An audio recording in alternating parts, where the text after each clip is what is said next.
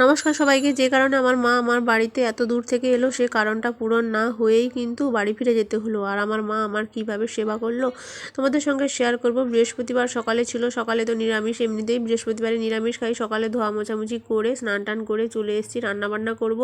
সকালে টিফিনও হবে, প্লাস ছেলে বর খেয়ে স্কুলে যাবে। আর আমার বাবার বাড়িতে আলু হয়েছিল, আমার মা আলুর দম খাবো বলেই অল্প করে ছোটো ছোটো আলুগুলো নিয়ে এসেছিলো, ওগুলো সেদ্ধ হয়ে গেছে। আর এদিকে আমার বর চিকনি শাক বাজার থেকে এনেছিল, দুজনে বসেছে শাকগুলো বাজতে। আর আমার মাও আবার সেই চিংড়ি শাকগুলো বাড়ি থেকে এনেছে, কারণ আমি ওই শাকগুলো খেতে ভালোবাসি আর আমার বর বাজার থেকে আনে না বলে আমার মা আবার বাড়ি থেকে বয়ে এনেছে। তো একদিকে ফুলকপির পকোড়া করছি আর একদিকে ওই যে আলুর দম করব বলে মশলাটা কষে নিচ্ছি। ভাত হয়ে গেছে। আর ছেলে যেহেতু আগে ভাত খাবে, মানে 10টার দিকে ভাত খাবে, বর 10টা 15তে ভাত খাবে। এদিকে পকোড়া করেছি, সবাই মানে সকালের টিফিনগুলো খাবে। আর ওই বিনস ভাজা, ওলকপি ভাজা, চিকনি শাকের তরকারি, আলুর দম আর ফুলকপির পকোড়া, এই করে 5 পদের রান্না করেছি। এমনিতে কোনো কুটুম আত্মীয় এলে তো আমি তো মাছ মাংস করে 10 রকমের পদের রান্না করি বা আরও বেশি রান্না করি। কিন্তু এখন সবাই তো হয় না, তারা 11 দিনের জন্য আসে, তখন 10-12 পদের রান্না করি। কিন্তু কেউ এসে একদিন থাকলে তখন 5 পদের 6 পদের রান্না হয়। আর নিরামিষের উপরে তারপরে সকালে রান্না, যেহেতু দুপুরে রান্নাও করছি না, সকালের মধ্যে রান্না কমপ্লিট করতে হবে। তো যাই হোক, বৃহস্পতিবারে তো প্রচুর বৃষ্টি হয়েছে, মানে তখন গুড়ি গুড়ি বৃষ্টি পড়ছিল, পরে খুব ভারী বৃষ্টি হয়েছে। আর আমার ঘরে যে 6 রকমের অনেক রকমের জবা ফুলগুলো হয়েছে, সেগুলো তোমাদের সঙ্গে বৃষ্টি ভেজা যে জলের ফোঁটাগুলো পড়েছে, খুব সুন্দর লাগে, ওই জন্য তোমাদের সঙ্গে শেয়ার করছি। আর এদিকে আমার বড় জেঠুর ঘরে যে মানে দাদার মেয়ে নাতনি, ওর নাম মিলি, ও কলেজে ফার্স্ট ইয়ারে পড়ে। তো ও আমার বাড়ির চারিদিকে যা কিছু রয়েছে, রুমের মধ্যে যা কিছু রয়েছে, সে তার ফোনে করে ফটো তুলছে, ভিডিও করছে, স্টোরিতে দিচ্ছে, তার বান্ধবীদের সঙ্গে শেয়ার করছে। আর আমাদের ঘরে এই যে ছোট্ট আম গাছটিতে দেখো অনেক মুকুল এসেছে। আমার শাশুড়ি মা এরকম জালটাকে ঘিরে দিয়েছে যাতে বাচ্চারা মানে আম মানে তুলে নিয়ে যেতে না পারে। কিন্তু এই যে ছোট্ট ছোট মানে সে ছোলা দানার মতো আমগুলো হয়েছে, এগুলোকেও যেন তো বাচ্চারা তুলে নিয়ে যায়, মানে ডালা সমেত মুকুল সমেত ছিঁড়ে ফেলে দিয়ে যায়। ওই জন্য এইভাবে জালটাকে ঘিরে দিয়েছে। ছোট্ট আম গাছে অনেক মুকুল হয়েছে, আগের বছর একটু বড় বড় আম হয়ে গেছিলো, সেগুলো সব ছিঁড়ে দিয়ে মানে নিয়ে পালিয়ে গেছে। যাই হোক, বিকেলে তো দুপুরে খাওয়া দাওয়ার পরে বৃষ্টি হয়েছে, কি ঠান্ডাও লাগছিল। তো আমার সেই দাদার মেয়েকে, জেঠুর বাড়ির দাদার মেয়েকে নিয়ে আমার বরের যে স্কুল রয়েছে একটু সামনে, সেটাই মানে দেখাতে নিয়ে যাচ্ছি। যে আসে ওই স্কুলটাই দেখাতে নিয়ে যাই, কারণ কাছে কোথাও মানে এমনিতে একটু ঘোরাও হবে, সামনে কাশিমনগরে হেঁটে যাওয়া রাস্তা, আমার মা এমনিতে দেখেছে। আর যেহেতু মানে হাই স্কুল, যাই হোক, আমার বর সেই স্কুলে যে ট্রান্সফার হয়ে এসছে, এত কাছে স্কুল বা ভালো জায়গা বাড়ির সামনে, সেটাই মানে সবার সঙ্গে শেয়ার করা আর কি। তো আমার মা এর আগেও এসেছে। তো যাই হোক, সেই দাদার মেয়েটাকে দেখানো, এই যে রাস্তার ওদিকটাতে মানে মেন রাস্তা, তারপরে এই যে দক্ষিণ কাশিমনগর হাই স্কুল, উচ্চ মাধ্যমিক, দেবীপল্লী, মহিষাদল, পূর্ব মেদিনীপুর, এটা হচ্ছে স্কুলের গেট, আমার বরের স্কুলের গেট। এখন বরের স্কুল প্লাস ছেলের স্কুল, ছেলেও এখানে ক্লাস 5-এ পড়ে। আর ওই যে ভেতরে দেখো সেই 3তলা বিল্ডিং রয়েছে, অনেকটা জায়গা জুড়ে, মানে জায়গা জুড়ে স্কুলটা রয়েছে, প্লাস সামনে একটা বড় দিঘি ছিল। এখানে এখন দেখো জল নেই, মানে মাটি খোলা হচ্ছে। আর এখানে তো আবার আমাদের এখানে কাশিমনগরের মঙ্গলবার আর শুক্রবার করে এখানে হাট বসে। আর সামনে অনেক মন্দিরও রয়েছে, পুজোও হচ্ছে। তো আমাদের সেখানে বাড়ির সামনে, তো সেখানে শীতলা মায়ের পুজোও হচ্ছিলো। এখানে কাশিমনগরেও এখানে শীতলা মায়ের পুজো হচ্ছে, শিব মন্দির রয়েছে এখানে। শিব চতুর্দশীতে সবাই মানে বাবার মাথায় জল ঢালতে আসে। এখানেই দুর্গাপুজো হয়, দুর্গাপুজোর অষ্টমীতে অঞ্জলি দিতে আসি। এখানেই primary school, nursery school, boys high school এবং গার্লস স্কুলও রয়েছে।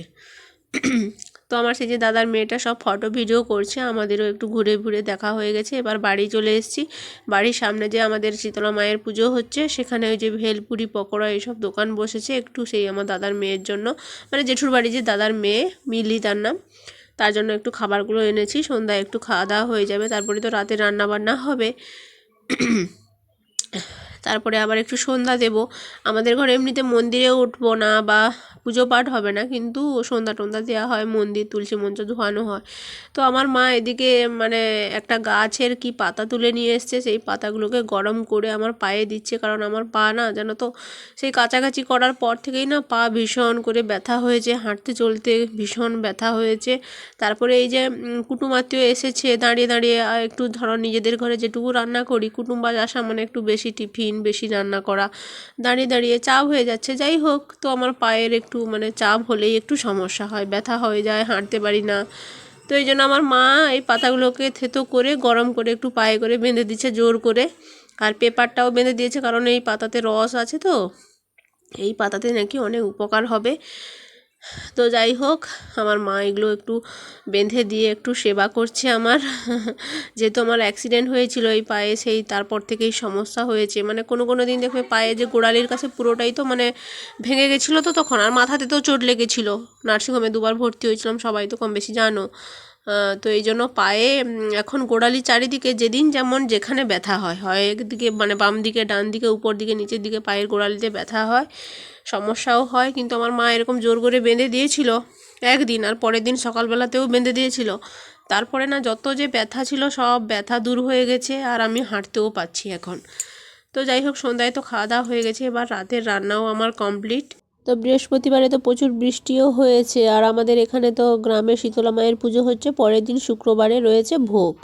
তো যাই হোক, 8টা বেজে গেছে, আমার রান্না কমপ্লিট। আর তার সঙ্গে আমার ছেলের মানে বৃহস্পতিবার দিন বড় পুজো হয় আর কি শীতলা মায়ের। তো আমার ছেলের নামে, সেই যে দেখো শ্রেয়ান শ্রেণী লেখা আছে, ছেলের নামে করে একটু মানে শীতলা মায়ের মন্দিরে পুজো দিয়েছিলাম। আমরা তো মন্দিরে উঠতে পারবো না, তো ছেলেকে দিয়ে একটু মাখা দিয়ে পুজো দেওয়া হয়েছিল, মানে ব্রাহ্মণ ঠাকুরকে দিয়ে দেওয়া হয়েছিল, নাম লিখে ঠাকুরমশাই সেখানে পুজো দিয়ে দিয়েছে। আর বৃহস্পতিবার ছিল নিরামিষের উপরে রান্না বান্না, একটু পরোটা করেছি আর ঘুগনি করেছি নিরামিষে। আর আমার মা মানে ঝাল বেশি খেতে পারে না বলে একটু কম ঝাল দিয়ে ঘুগনিটা করেছিলাম। তারপরে পরের দিন সকালবেলা দেখো সবজি টবজি কাটা হয়ে গেছে, রান্না হবে। আর বৃহস্পতিবার ছিল বলে নিরামিষও হয়েছে। আর এই যে দেখো ঘুগনি একেবারে হলুদ লাগছে, লঙ্কা কম দিয়েছিলাম বলে মানে এতটা বেশি হয়েছিল, গরম করেছি, সকালে খাওয়া হয়ে যাবে টিফিনে। আর মানে শুক্রবার দিন আমাদের ভোগ ছিল, জানো তো, বৃষ্টির কারণে আমাদের মানে ভোগটা বন্ধ হয়ে গেছে, সেই জন্য আবার মানে রান্না হচ্ছে। তো বৃহস্পতিবার নিরামিষ ছিল, আজকে কিন্তু মাছ হবে। আর শীতলা মায়ের পুজোতে আমাদের এদিকে মাছ হয়। তো ওই আলু ভাজা, বেগুন ভাজা করব, মিক্সড একটা সবজি করব, কুমড়োর তরকারি করব, আর কাতলা মাছের পিসগুলো আছে মানে এনেছে, ওগুলোকে দিয়ে মাছের টক করব, কারণ আমার মা বলছে সে ঝোল ঝোল খেয়ে খেয়ে আর ভালো লাগেনি, টক কর। তো মায়েদের টিফিন হয়ে গেছে, ওই আলু ভাজাটা মানে আমার ছেলে বর খেয়ে স্কুলে চলে গেছে। তারপরে রান্নাগুলো একটু শেয়ার করছি, আর অল্প করেই ভাজাভুজিগুলো করেছিলাম। তো আলু ভাজা, বেগুন ভাজা, আর একটা চচ্চড়ি মতো করেছি, কুমড়োর তরকারি করেছি মাছের মাথা দিয়ে, আর মাছের তেল দিয়ে সেই চচ্চড়িটা করেছিলাম, আর মাছের টক। তো যাই হোক, খাওয়া দাওয়া হয়ে গেছে, মায়েদের সঙ্গে গল্পও হয়ে গেছে। দুপুরে খাওয়া দাওয়ার পরে আমাদের ঘরে গাছে কয়েকটা পেয়ারা হয়েছিল, আমার মা নিয়ে গেছে বাড়িতে। এই যে দেখো, মা 2:30টার সময় বেরিয়ে গেছে, আর আমাদের ঘরে যে হলুদ বড় বড় জবা ফুলগুলো কয়েকটা ফুটেছে, আমার মা হিসেব করছে। আর এই যে দুঃখের কথা কি বলতো, আমার মা আমাদের ঘরে শীতলা পুজোতে ভোগের প্রসাদ খেতে এসেছিল, কিন্তু সেই ভারী বর্ষার কারণে সেই শুক্রবার দিন যে মানে ভোগ ছিল, সেই ভোগটা কিন্তু পিছিয়ে মঙ্গলবার দিন করেছে। তো এতদিন আমার মায়ের পক্ষে থাকা অসম্ভব ব্যাপার, কারণ বাড়িতে আমার বৌদি, ছোট মেয়ে রয়েছে, বাবার বাড়িতে শিব চতুর্দশী পুজো হয়, ওই জন্য আমার মা চলে গেল, তাই মন খারাপ। কী